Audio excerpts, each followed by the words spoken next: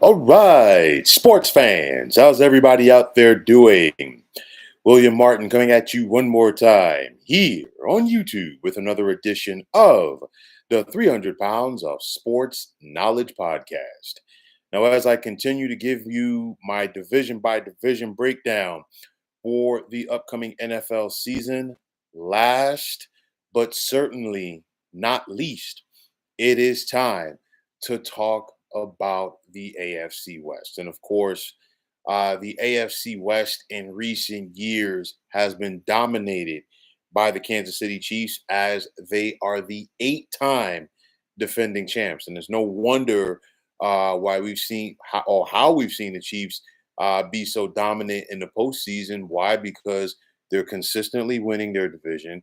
They're consistently getting at least one home game. And of course, the rest is history. But you look at this division. Last year, the Chiefs were the only team to finish in the AFC West with a winning record.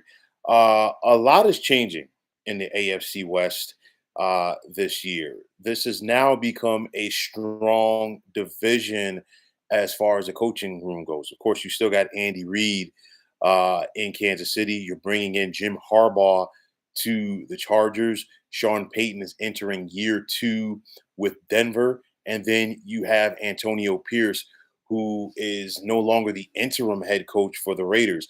So you're talking about, the top dog in this division, so to speak, as the coaches go, Andy Reid. He's got 3 Super Bowl championships. You have Sean Payton, who has a Super Bowl championship with the New Orleans Saints, and he's looking to equal that with the Denver Broncos. You have Jim Harbaugh, who has 1 Super Bowl appearance once upon a time with the San Francisco 49ers. And then, of course, he enters the NFL fresh off of helping Michigan win a national championship. And you also have Antonio Pierce, who was the starting middle linebacker for the New York Giants when they won Super Bowl number 42. But with that said, I think that we are in store for some exciting action this year in the AFC West. Now, in regards to the Chiefs, it's another year and it's another Super Bowl championship. We've seen them win now 3 since 2019, and they are looking to do what no team has ever been able to do in the Super Bowl era, which is three-peat. Okay, we've seen a couple of teams as 2-time defending Super Bowl champions get to their respective conference championship game only to fall short. We saw the Pittsburgh Steelers in 1976 get to the AFC Championship game before they lost to the then Oakland Raiders. We saw the Dallas Cowboys of 1994 get to the NFC Championship game before they lost to the San Francisco 49ers. And then we saw the San Francisco 49ers previous to that. Back in 1990, they were looking to three-peat.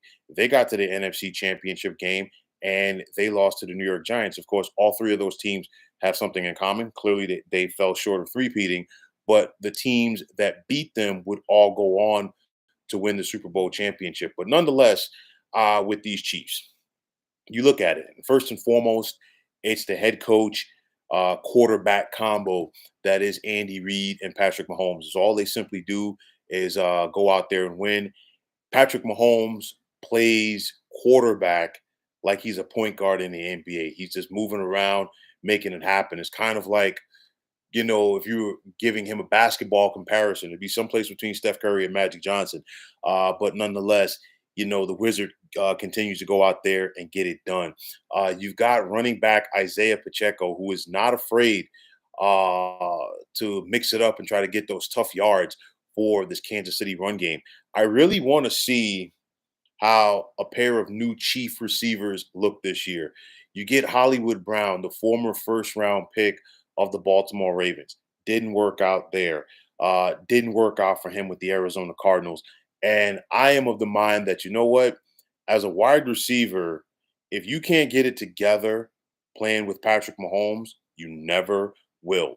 And then also, the Chiefs used the first-round pick on Texas wide receiver Xavier Worthy. And for me, I questioned this pick when it happened, not because the Chiefs took him, but due to the fact that the Buffalo Bills traded with the Kansas City Chiefs and allowed them to get this pick. And of course, anybody who's watched football over the last 5 years or so knows that the Chiefs have been a thorn in the side of the Buffalo Bills come January. So when you think about Xavier Worthy, he brings plenty of speed to the table for the Chiefs offense. And of course, if Mahomes is afforded the time to get that football down the field, plain and simple, look out.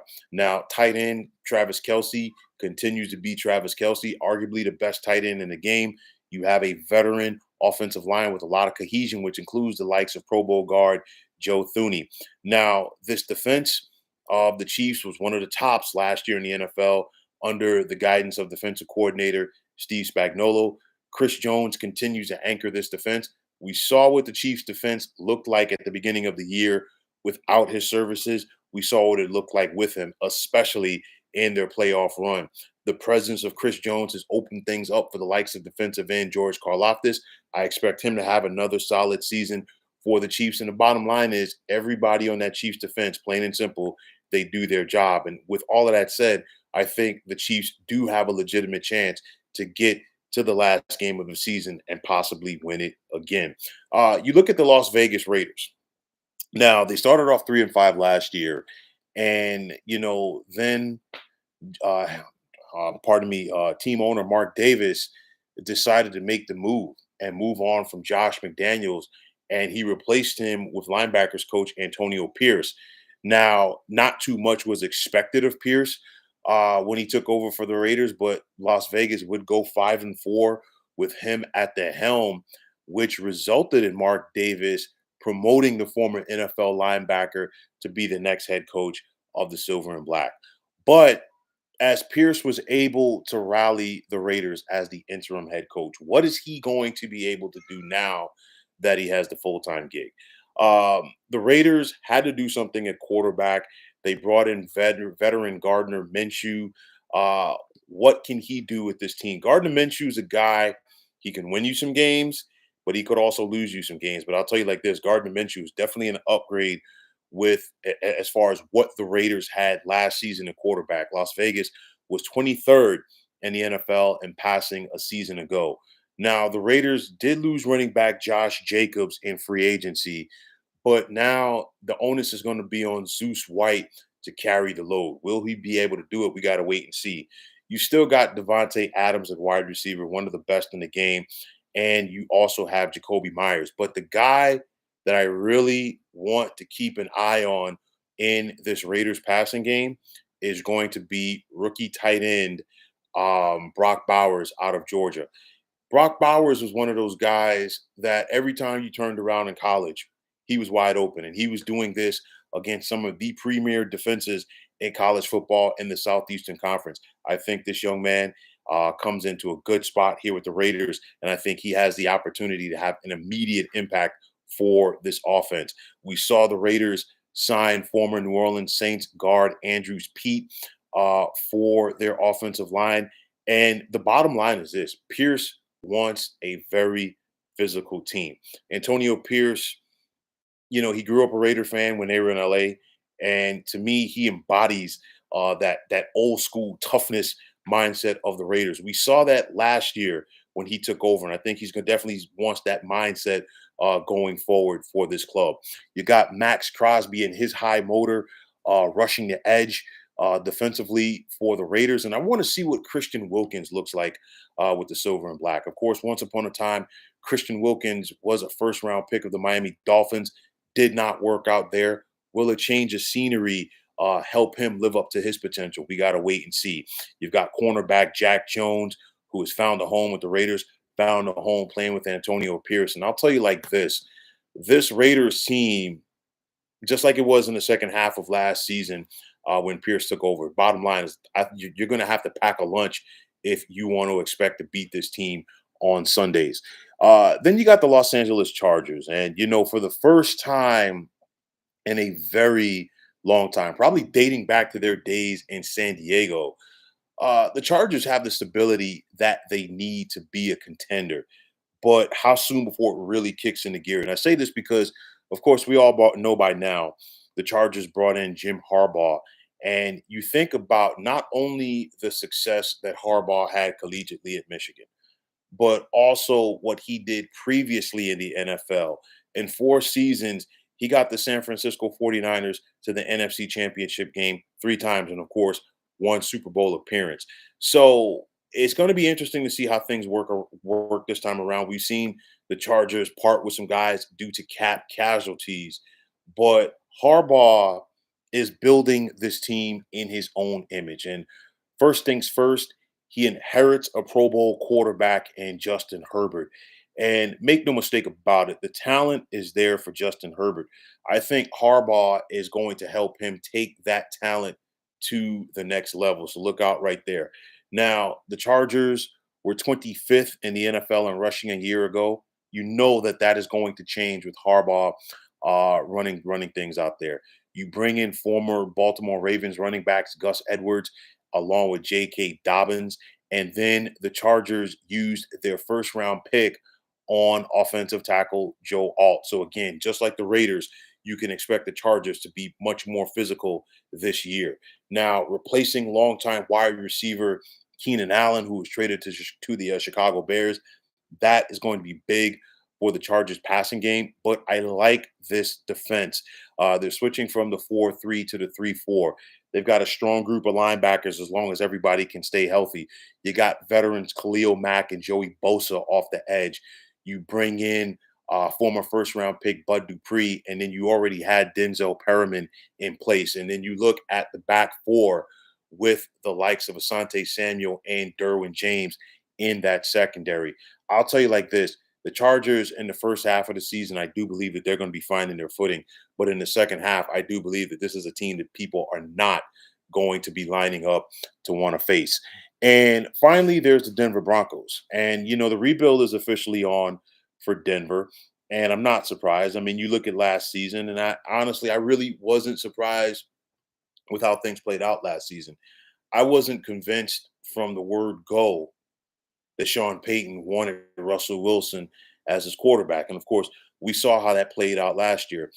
Denver was able to use a first round pick on quarterback Bo Nix this year. They've already named him as their starter for the upcoming NFL season. And this is Sean Payton's guy. This is who he wants to run his offense. And let's see how things progress for the Broncos. The Broncos have a lot of cap casualties. They're playing with some cap issues due to the fact that they're still on the hook for a good chunk of Russell Wilson's deal.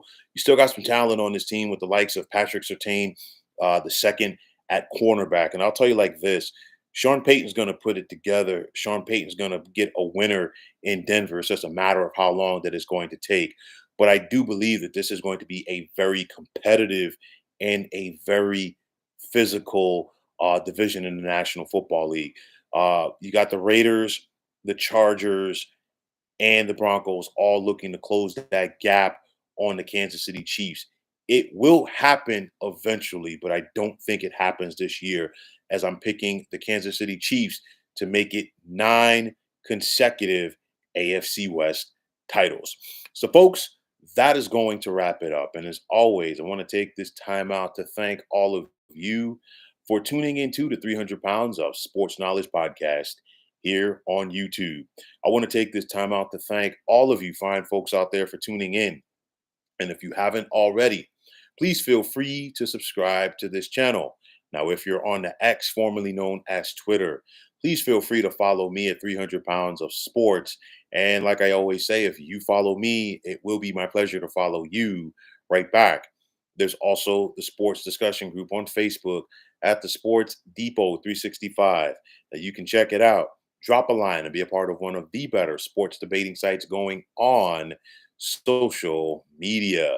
And as I continue to go through all things NFL leading up to the start of a new season, be sure to check out this channel tomorrow as I will be discussing my MVP candidates for the upcoming season.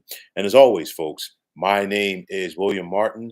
I'm signing off and I'm saying thanks once again for tuning into the 300 Pounds of Sports Knowledge podcast here on YouTube. Be well, everybody.